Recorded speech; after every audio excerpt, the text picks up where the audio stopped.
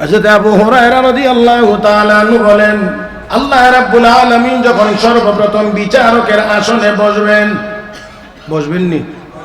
বিশ্বাস আসেনি? ও মুসলমান, আমার আল্লাহ বিচারকের আসনে বসবেন। বিচার কার্য শুরু হবে তিনজন ব্যক্তিকে দিয়ে। কয়জন? তিনজন ব্যক্তিকে দিয়ে বিচার শুরু হবে। এর ভিতরে একজন হলেন শহীদ, 2 নম্বর একজন আলেম ও কারি, 3 নম্বর একজন দানবীর। আওয়াজ করে বলেন, তিনজন ব্যক্তির নাম শুনলে, তিনটা টাইটেল আপনারা শুনলে খারাপ মনে করেন না ভালো কিছু মনে করেন?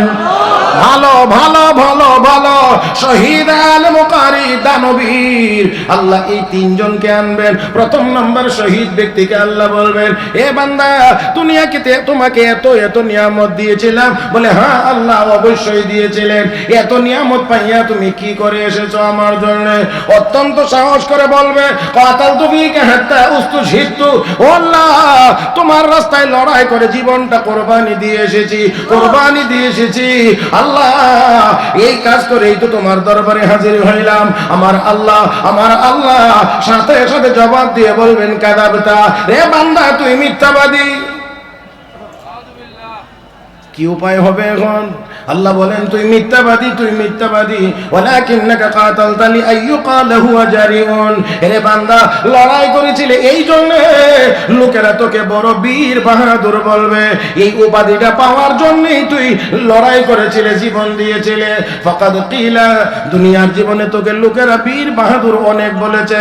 যেই আশা, যেই নিয়তে তুমি কাজ করেছিলা, তোমাকে দুনিয়াতে লোকেরা বড় বাহাদুর বলেছে।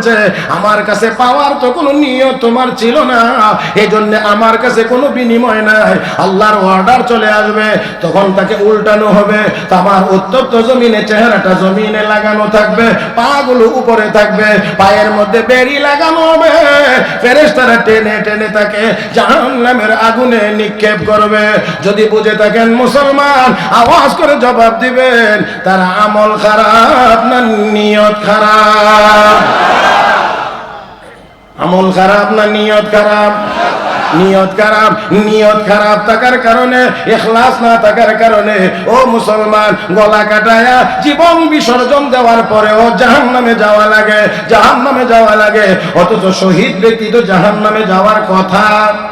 জোরে কোন? ولا تقولوا لمن يقتل في سبيل الله أموات بل أحياء ولكن لا تشعرون।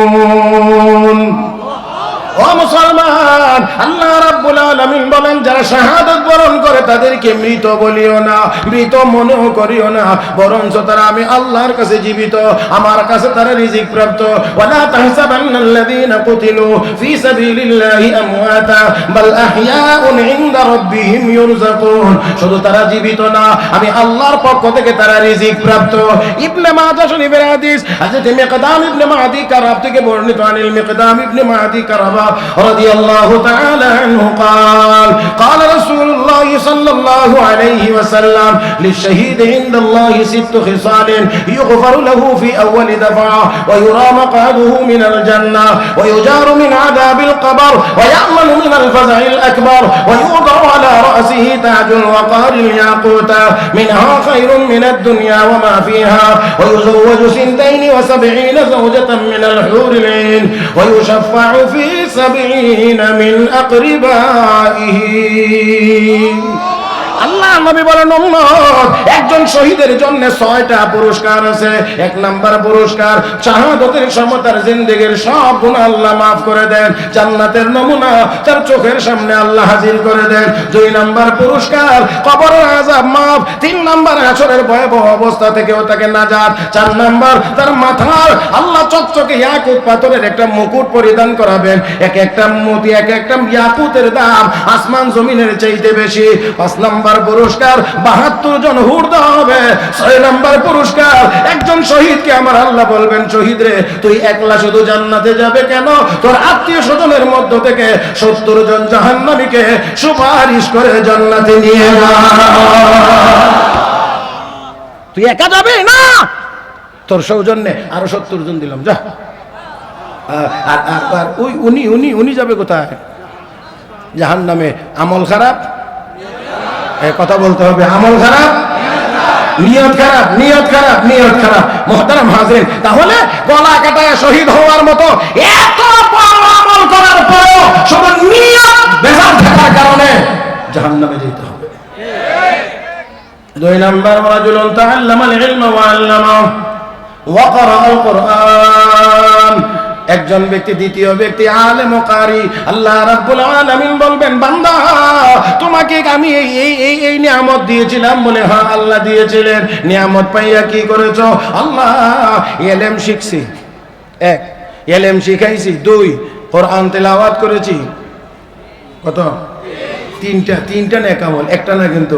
ইলম শিখছি, এটার আলাদা মর্যাদা ফজিলত। ও মুসলমান, 2 নাম্বার ইলম শিখাইছি, এটার আলাদা ফজিলত। কোরআনের তেলাওয়াত করেছি, এটার আলাদা ফজিলত। আল্লাহু আকবার। হযরত আকদাস হযরত মাওলানা শাইখুল হাদিস মুফতি জারু আলী খান রাহমাতুল্লাহি আলাইহি বহুত বড় আলেম, বহুত বড় বাহরু যাখার ছিলেন, আল্লামা ফাহামা ছিলেন। ওনার ইন্তেকালের আগে উনি ওনার স্বপ্নের কথা বলে গিয়েছেন, আমি একদিন স্বপ্নে দেখি আমার ইন্তেকাল হয়ে গেছে, আমার লাশ কবরে দাফন করা হয়েছে, আর দাফনের পরে আমাকে জীবিত করা হয়েছে। এমন সময় দেখি একজন সুন্দর সুদর্শন যুবকের মতো কে জানি এসে আমার ডান দিক দিয়ে মাথার কাছে দাঁড়াইছে, আর একজন কিছুক্ষণের মধ্যে এসে পায়ের দিক দিয়ে বাম দিক দিয়ে দাঁড়াইছে। এমন সময় আরো 2 জন কবরে প্রবেশ করতে চা। তারা জিজ্ঞেস করে, তোমরা কারা? আমরা মুনকার নাকি। এখানে কি কই লোকটারই কিছু কথা জিজ্ঞাসা করা লাগে, মার রাব্বুক মা দীনুক, এই কিছু কথা আমাদের জিজ্ঞাসা করা লাগে। কি কি কথা জিজ্ঞাসা করা লাগে কাগজে লিখে দাও, আমরা উত্তর দিয়ে দেই, চলে যাও। এই লোকটার আল্লাহর এই বান্দারে ডিস্টার্ব করো না। তাই হইছে, বিদায়। এবার জিজ্ঞেস করে, আপনারা কারা? তো একজন ডাইন দিকে যে সে বলতে আছে, আমি হলাম তোমার সারা জীবনের আদায় করা ফজরের নামাজ। খুব গুরুত্ব সহকারে ফজরের নামাজ আদায় করতা, এই জন্য আল্লাহ আমাকে তোমার কবরে পাঠিয়ে দিয়েছেন। বাম পাশে যিনি আছেন সে বলতে আছে, আমি হলাম কোরআন, তুমি কোরআনের ব্যাখ্যা বড় সুন্দর করে করতা, এই জন্য আল্লাহ আমাকেও পাঠিয়ে দিয়েছেন তোমার কাছে। মুহতারাম হাজরিন, মুহতারাম হাজরিন, তাহলে এবার একটু চিন্তা করে দেখেন তো, একটু চিন্তা করে দেখেন তো, আল্লাহর বান্দাকে আল্লাহ দুনিয়াতে থাকতেই একটা ইঙ্গিত স্বপ্নের ভিতরে দেখা যাচ্ছে। ও মুসলমান, তাহলে এই নেক আমল কবরে পাহারাদার হয়। আর ওই আল্লাহর বান্দা বলবেন কি, ইলম শিখছি, ইলম শিখাইছি। আলাদা আলাদা ফজিলত আছে, উলামায়ে কেরাম জানেন। সেজন্য আমি এত দূর পর্যন্ত যাইতে পারি না। তবে শুধু আল্লাহ রাব্বুল আলামিন কোরআনের বিভিন্ন আয়াতে বলেছেন, হাল ইয়াস্তাউিল্লাযীনা ইয়ালামুনা ওয়াল্লাযীনা লা ইয়ালামুন, যারা জানে আর যারা জানে না তারা কি সমান? হ্যাঁ, ইয়ারফাইল্লাহু আল্লাযীনা আমানু মিনকুম ওয়াল্লাযীনা উতুল ইলমা দারাজাত। আল্লাহকে যাদেরকে ইলম দেওয়া হয়েছে তারা ওদেরকে অনেক উপরের মর্যাদা দেওয়া হয়েছে। তো আল্লাহ বলবেন, বান্দা কি করেছো? আল্লাহ ইলম শিখছি আর ইলম শিখাইছি, তারপরে কোরআন তেলাওয়াত করেছি। রব্বে কারীম তাকেও বলবেন, কাযাবতা, তুইও মিথ্যাবাদী। ولكنك تعلمت العلم ليقال له عالم, লোকেরা তোরে বড় আলেম বলার জন্য ইলম শিখছিলে আর শিখাইছিলে। وقرأت القرآن ليقال هو قارئ فقد قيل, এর বান্দা কোরআন তেলাওয়াত করেছিলে, লোকেরা তোকে বড় কারি সাহেব বলবে। সেই জন্য দুনিয়াতে আলেমও বলেছে, বড় হুজুর বলেছে, বড় মুহাদ্দিস মুফাসসির বলেছে, বড় বক্তা বলেছে, বড় খতিব বলেছে, অনেক যাকে চাইছিলে বলা হয়ে গেছে। আমার কাছে তো কিছু চাস নাই, আমার কাছেও তোর কিছুই নাই, যা বান্দা যা জাহান্নামে যা। তাকেও উল্টানো হবে, পায়ে বেড়ি লাগাইয়া তাকেও জাহান্নামে নিক্ষেপ করা হবে। আওয়াজ করে বলেন মুসলমান, আমল খারাপ আছেন আপনারা? আসেন না মাঠে নাকি?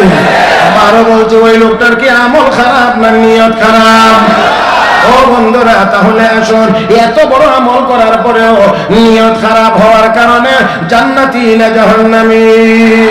الذي خلق الموت والحياة ليبلوكم أيكم أحسن عملا وهو العزيز الغفور.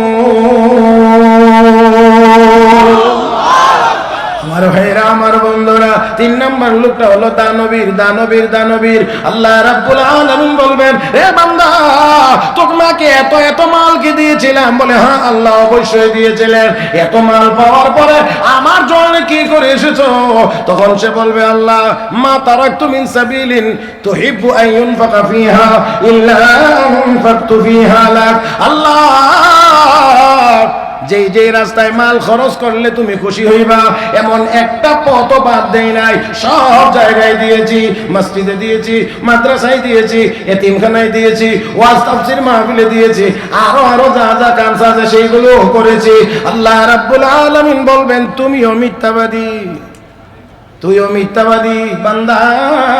এইগুলো করেছিলে, দিয়েছিলে, এই জন্য লোকেরা যেন তোকে বলে তুই বড় দানবীর।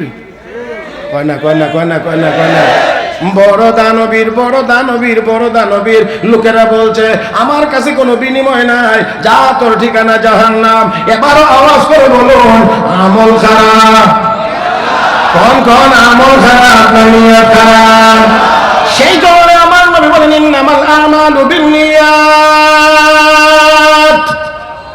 সকল ভালো কাজের ভালো ফলাফল ভালো নিয়তের উপরে নির্ভরশীল। আল্লাহ রাব্বুল আলামিন বলেন, আল্লাযী খালাকাল মাউতা ওয়াল হায়াতা লিয়াবলুয়াকুম আইয়ুকুম আহসানু আমালা। আমি পরীক্ষা করব কে বেশি সুন্দর আমল করো।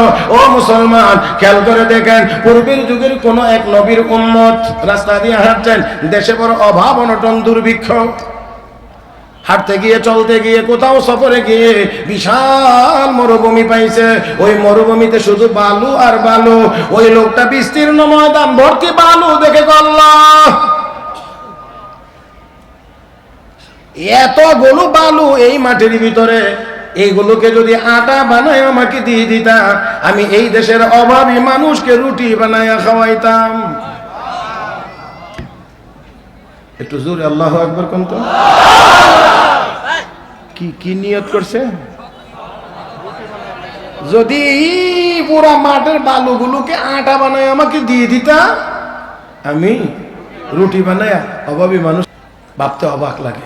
হাজার হাজার হাজার হাজার কোটি টাকা। কত টাকা নিজেও জানে না।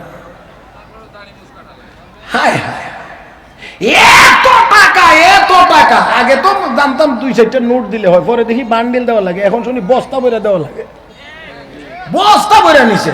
এত টাকার পরেও হায় হায় হায়, শেষ পর্যন্ত অবস্থা কি হয়েছে? যা হওয়ার তা হয়েছে। এটা তো আর আমার বলার দরকার লাগে না, বলার দরকার লাগে না। একেবারে সুরত বদলাইয়াও নৌকার ভাড়া তো নিচে গিয়া লুকাইয়াও বাঁচতে পারে। অবাক। জি, কোনো দিক যাওয়ার দরকার নাই, কাউকে উল্লেখ করার দরকার নাই, আমার ভাইয়েরা দরকার নাই।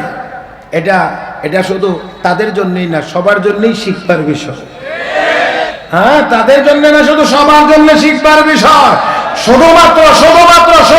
শুধুমাত্র দুনিয়ার পিছনে দৌড়াইবে, দ্বীনের কথা চিন্তা করবে না, আল্লাহর হুকুম আহকাম মানবে না, নবীর তরিকার কথা চিন্তা করবে না, শুধু দুনিয়ার পিছনে দৌড়াইবে। শুধু এই লোক বেইজ্জতি না হয়ে পারে না, অবশ্যই হইতে হবে। আমার ভাইয়েরা, এই জন্যে দিন যদি মানুষের কাছে থাকে, তাহলে দুনিয়া যতটুকু আসবে আর পাবে, এটা সম্মানের সাথে পাবে। আর দিন যদি না থাকে, তাহলে দুনিয়া পাইলেও সম্মানের সাথে পাবে না, অপমানের সাথে পাবে। হ্যাঁ, আরো কিছু ব্যাপার আছে, সেগুলো হলো, এর মধ্যে অন্যতম ব্যাপার হলো সম্পদ জমাইতে পারবে, ভোগ করতে পারবে না। অনেকেই পারে না, অনেক টাকার মালিক, কিন্তু ডাক্তার সাহেব বলে দিচ্ছেন ওই বারডেম শরীফ থেকে, যদি বাঁচতে চান সকাল সন্ধ্যা রুটি খান।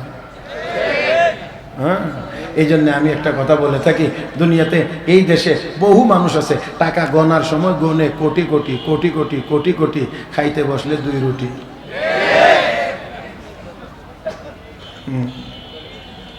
আল্লাহ রাব্বুল আলামিন বলেন, ومن أعرض عن ذكري فإن له معيشة ضنكا ونحشره يوم القيامة أعمى قال رب لم حشرتني أعمى وقد كنت بصيرا قال كذلك أتتك آياتنا فنسيتها وكذلك اليوم تنسى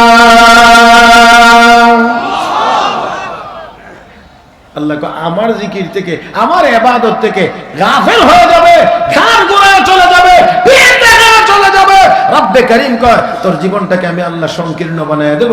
এই সংকীর্ণতার এক ব্যাখ্যা হলো যতই সম্পদ জোগাড় করিস না কেন ভোগ করতে পারবি না। তারপরে দুনিয়ার পিছনে দৌড়াইতেছি দৌড়াইতেছি দৌড়াইতেছি দৌড়াইতেছি দৌড়াইতেছি দৌড়াইতেছি, অন্ধের মতো চড়ছি, পাগলের মতো চড়ছি, অথচ দুনিয়া রেখে রেখে সবাই দুনিয়া থেকে বিদায় হয়ে যাচ্ছে, চোখের সামনে দুনিয়া ছেড়ে চলে যাচ্ছে। কেন দুনিয়া সাথে করে নিয়ে যেতে পারে না? বাদশাহ যুলকারনাইন সারা পৃথিবী শাসন করেছেন যারা, তাদের মধ্যে একজন, দুইজন মুসলমানের মধ্যে তিনি একজন। মুহতারাম হাজরিন, সেই বাদশাহ যুলকারনাইন ইন্তেকালের সময় বলছেন আমার মরার পরে কাফনের কাপড় যে পরাইবা আমার দুইটা হাত খোলা রাখবা। বলে কেন? লোকেরা যেন দেখে শিক্ষা গ্রহণ করতে পারে যে বাদশাহ যুলকারনাইন সারা পৃথিবী শাসন করার পরে খালি হাতে কবরে যাইতে আছে, খালি হাতে কবরে যাইতে আছে। সবাই তো দুনিয়া সুন্দর করতেছে, সবাই সুন্দর করতেছে, সবাই সুন্দর করতেছে, সবাই সুন্দর করতেছে, হইতে হইতে সব সুন্দর হবে। কিন্তু একদিন আল্লাহ যখন ইসরাফিল ফেরেশতাকে বলবেন ইসরাফিল ফু দে, ফু দে, ইসরাফিল সিংহায় ফু দেওয়া মাত্রই সব সব সব শেষ। ওয়াতাকুনুল জিবালু কাল-ইহনিল মানফুশ, আল্লাহ কে পাহাড়গুলো পর্যন্ত তুলার ন্যায় উড়তে থাকবে, তুলার মতো উড়তে থাকবে, তুলার মতো উড়তে থাকবে। তাহলে আপনার বাড়ি ঘরের কি হবে? তাহলে সব এক ফুয়ে ধ্বংস হয়ে যাবে, সব ধ্বংস হয়ে যাবে। মুহতারাম হাজরিন, তাহলে অবশ্যই বুদ্ধিমানের কাজ এটা না, বুদ্ধিমানের কাজ এটা না শুধু এই দুনিয়ার পিছনে দৌড়াইবে, শুধু এই দুনিয়ার পিছনে দৌড়াইবে। আমার ভাইয়েরা, দ্বীনের পিছনে যদি মানুষ মেহনত করে, দ্বীনের পিছনে যদি মানুষ মেহনত করে, দুনিয়া অটোমেটিক তার পিছনে পিছনে সম্মানের সাথে আসে। একেবারে সহজে বোঝার জন্য বলতে চাই, এখান থেকে পশ্চিম কোন দিকে? এদিকে না, এদিকে। আপনি একটু খেয়াল করেন, বিকালবেলা আসরের নামাজের পরে আপনি যদি এই মাঠে, খোলা মাঠে এসে দাঁড়ান, সূর্যটা যদি দেখা যায়, তাহলে নিশ্চয়ই আপনি অনুভব করবেন আপনার ছায়াটা ওই দিকে অনেক দূর পর্যন্ত আগানো আছে। আপনার ছায়া, শরীরের ছায়াটা ওই দিকে আগানো। আপনি যদি এখানে দাঁড়ায় চিন্তা করেন আমার মাথাটা দিয়ে দেখা যায় ওইখানে, একটু মাথাটা দিকে একটু দরিত, বুঝাইতে পারছি না মনে হয়? আপনি আগাইবেন, আপনার মাথাও, আপনি দ্রুত গতিতে যাবেন, মাথাও দ্রুত গতিতে যাবে। দৌড়াইবেন, তার মানে কি কখনোই ধরতে পারবেন না। এখন কি করবেন? আপনি আবার একটু বুদ্ধি করে আপনি একটু কেবলামুখী হয়ে যান। তোর পিছনে আমি কেন দৌড়াইব? তুই ছায়া আর আমি আসল, আমি তোর পিছনে কেন দৌড়াইব? তুই আমার পিছনে দৌড়াইবি। আপনি আবার ঘুরে একটু কেবলামুখী হয়ে আল্লাহর দিকে মোতাবজ্জ হয়ে এবার একটু একটু করে হাঁটতে থাকেন। একটু একটু হাঁটার পরে মাঝে মাঝে এমনি একটু তাকায়া দেখবেন আপনার ছায়াটা আপনার পিছনে অসহায়ের মতো আসতেছে। আপনি আস্তে হাঁটবেন তো সে আস্তেই আসবে, আপনি দৌড় দিবেন তো সে দৌড়েই আসবে, আপনি দ্রুত গতিতে হাঁটবেন তো দ্রুত গতিতেই সে আসবে। আমার ভাইয়েরা, এক কথায় আপনি থাকবেন আপনার দিক, আল্লাহর দিক। আপনার ছায়া যেমন আপনার পিছনে অসহায়ের মতো যাবে, আমি আর আপনিও যদি আল্লাহর দিকে মোতাবজ্জ হতে পারি তাহলে দুনিয়াও অসহায়ের মতো আমার আপনার পিছনে পিছনে আসবে।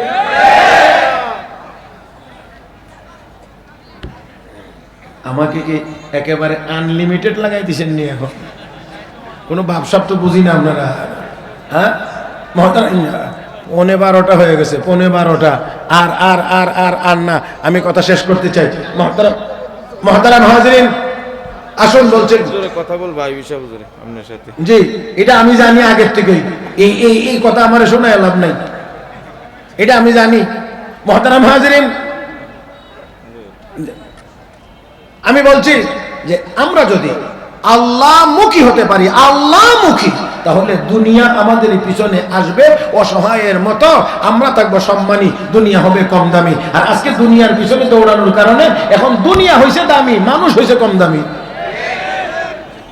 একটা কথা আপনাদেরকে শোনাইতে চাই। হযরত আবুল হাসান খিরকানী রাহমাতুল্লাহি আলাইহি জগৎ বিখ্যাত আল্লাহর ওলি, বিশাল বড় আল্লাহর ওলি। সেই আবুল হাসান খিরকানী রাহমাতুল্লাহি আলাইহি জঙ্গলে গেছেন লাকড়ি কাটার জন্য, লাকড়ি, আর লাকড়ির বোঝাটা নিয়ে আসবার মতো না, বোঝা হয়ে গেছে বড়। এখন তিনি কি করবেন চিন্তা করতেছেন, কি করা যায়, কি করা যায়। এক পর্যায়ে তিনি জঙ্গলের দিকে ফিরে তাকাইলেন, তাকায়া শুধু বলছেন, এ বাঘ এদিকে আয়, আমার লাকড়ির বোঝাটা বাড়িতে পৌঁছায় দিতে হবে। সুবহানাল্লাহ, কোন না একটু আপনারাও দিয়ে একেবারে কেমন হয়ে গেছেন। আরে একটু জোরে বলেন। কারে বলে? কারে? বাঘ রে বলে, বাঘ এদিকে লাকড়ির বোঝাটা বাড়িতে পৌঁছায় দিতে হবে। যেই মাত্র তিনি বলেছেন, হৃষ্টপুষ্ট মোটা তাজা বাঘ ওনার সামনে এসে হাজির। মুহতারাম হাজিরিন, লাকড়ির বোঝা উঠাইলেন, নিজেও উঠলেন। এবার বলতেছেন, চল, চলে না, চল, চলে না, চল, চলে না। বুঝতে পেরেছি জঙ্গলি জানোয়ার, বেত না লাগাইলে চলবে না। এবার সাপ এদিকে, হুকুম দেওয়া মাত্র হাজির। গলাটায় চিপা দিয়া ধরছে, এই সাপ নামের চাবুক দিয়ে বাঘ নামের বাহনরে পিটাইয়া আল্লাহর বান্দা, আল্লাহর বান্দা লাকড়ির বোঝা সহ উনি ওনার বাড়িতে হাজির হয়ে গেছে। ও মুসলমান, তাই আসুন আমরা যদি আমাদের আমলকে সুন্দর করতে পারি, তাহলে আল্লাহর পক্ষ থেকেও আমাদের সাথে সুন্দর ব্যবহার হবে। আমরা যদি আল্লাহর গোলামি সুন্দরভাবে করতে পারি, সমস্ত মাখলুক আমাদের কথা শুনবে। আর একটু আসতে বলেন। আমিরুল মুমিনিন হযরত ওমর ফারুক রাদিয়াল্লাহু তাআলা আনহুর খেলাফতের সময় পাহাড়ের গুহা থেকে আগুন বেরিয়ে আসতেছে। হযরত ওমরের কাছে এসে বলা হয়েছে, আমিরুল মুমিনিন আগুন বেরিয়ে আসতেছে, কি করা যায়? তো বিয়াদবটা এইদিকে আসে কেন? এ তামিম, হযরত তামিম দারি রাদিয়াল্লাহু তাআলা আনহু সামনেই ছিলেন, যা তো এই আগুনটাকে গুহার ভিতরে ঢুকাইয়া দিয়ে আসো। আর একটু আস্তে কোন। হযরত তামিম দারি গেলেন, গিয়ে আগুনের সামনে দাঁড়াইলেন, রুমালটা দিয়ে এইভাবে আগুনকে লক্ষ্য করে বলেন, ইয়া নারু মাকান, ইয়া নারু মাকান, এ আগুন জায়গায় থাক, জায়গা না তো এখানে থাক। না না, আরো আস্তে, আরো আস্তে, আরো আস্তে। এবার আগুন জাগায়, আগুন জাগায়। কিছুক্ষণ পরে হযরত তামিম দারি আবার নতুন ঘোষণা, ইয়া নারু খালফাক, ইয়া নারু খালফাক, আগুন পিছনে যা, পিছনে যা, পিছনে যা।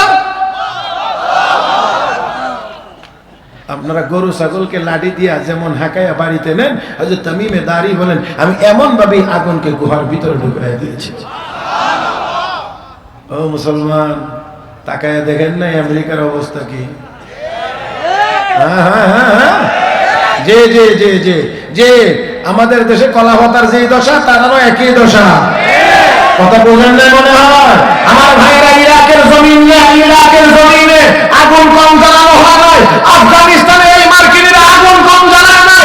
তাদের মানবপুষ্ট কুকুর বেঞ্জামিন নেতানিয়াহু ফিলিস্তিনের মুসলমানদের বাড়ি ধরে কম আগুন দেয় না।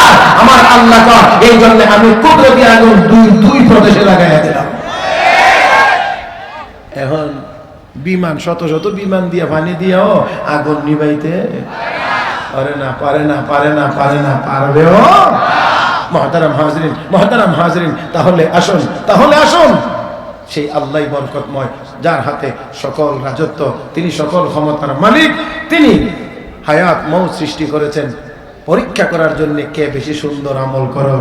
আর ওয়াহুয়াল আজিজুল গফুর, তিনি মহা পরাক্রমশালী এবং তিনি মহা ক্ষমাশীল। শেষ কথা হলো এই দুইটা। একটা হলো যে আল্লাহ মহা পরাক্রমশালী। মুহতারাম হাজরিন, আমরা যদি কেউ আল্লাহর গোলামি না করি, তাতে আল্লাহর বিন্দু পরিমাণ কিছু আসবেও না, তাহলে আল্লাহ কয় আমি বড় ক্ষমাশীল। আমি বড় ক্ষমাশীল। মুহতারাম হাজরিন, তাই আসুন এই বিশাল বড় সম্মেলন 2 দিন ব্যাপী এই বিশাল আয়োজনের শেষ দিনে আজকে আপনারা এখন গভীর রাত্রে এসে পৌঁছছেন, গভীর রাত্রে এসে পৌঁছছেন উলামায়ে কেরামের সাথে এই মাঠে বসে নিজের জীবনের সমস্ত গুনাহ খাতার কথা স্মরণ করে আল্লাহর কাছে কান্নাকাটি করে তওবা যদি আমরা করতে পারি, তাহলে আল্লাহ রাব্বুল আলামিন ঘোষণা করেছেন ওয়াহুয়াল আজিজুল গফুর, তিনি ক্ষমাশীল, আমার আল্লাহ সব গুনাহ মাফ করে দিবেন। শুধু মাফ করে দিবেন তা না, বিষয় হুজুর আসতে আরো 1 ঘন্টা লাগবে। মাশাআল্লাহ। তাহলে আমরা আখেরি মুনাজাত আপনি দিয়ে দেবেন। আচ্ছা, গার্মেন্টস শ্রমিক তো কালকে ডিউটি আছে, ডিউটি আছে 1 ঘন্টা রাখা যাবে না এটা তো আমিও বুঝতেছি, কারণ এটা জিনিসটা একটু বুঝাই পেয়ে দেন যে বিষয় কারণে আসতে পারে। মুহতারাম হাজরিন, জি উঠছেন না একটা মিনিট। এখানে আজকে আপনারা দেখেছেন হযরত মাওলানা খালেদ সাইফুল্লাহ আইয়ুবী দামাত বারাকাতুহুমের আসার কথা ছিল, যে কোনো অসুবিধার কারণে তিনি আসতে পারতেছেন না, বা আসতে হইলেও উনি যেখানে আছেন সেখান থেকে আরো প্রায় 1 ঘন্টা লাগবে। তো কর্তৃপক্ষের সিদ্ধান্ত হলো 1 ঘন্টা পর্যন্ত মাহফিল আরো চালায়া নিলে, তারপরে উনি আসলে ওনার বয়ানের পরে মাহফিল শেষ হইতে গেলে অনেক রাত হয়ে যাবে। এখানে আমরা অনেকেই কর্মজীবী মানুষ আছি, সকালে আবার কাজে যাইতে হবে। তাই কর্তৃপক্ষের সিদ্ধান্ত হচ্ছে যে আর এত রাত্র পর্যন্ত মাহফিল না নিয়ে এখনই ইনশাআল্লাহ আখিরি মোনাজাত হবে।